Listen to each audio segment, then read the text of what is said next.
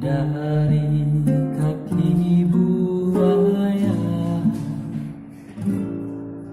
sampai ke tepi kuburan hamba bila mati. Ada sajadah panjang terindah, hamba tunduk dan sujud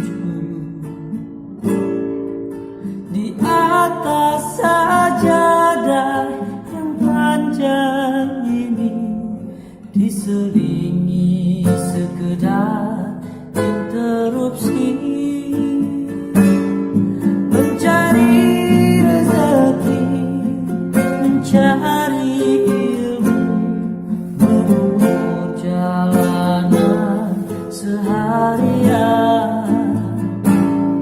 Begitu terdengar suara azan, kembali tersungguh hamba.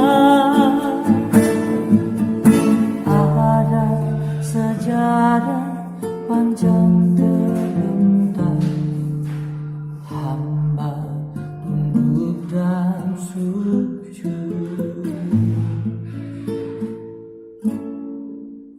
Hamba sujud tak lepas kening hamba, mengingat di kau seperti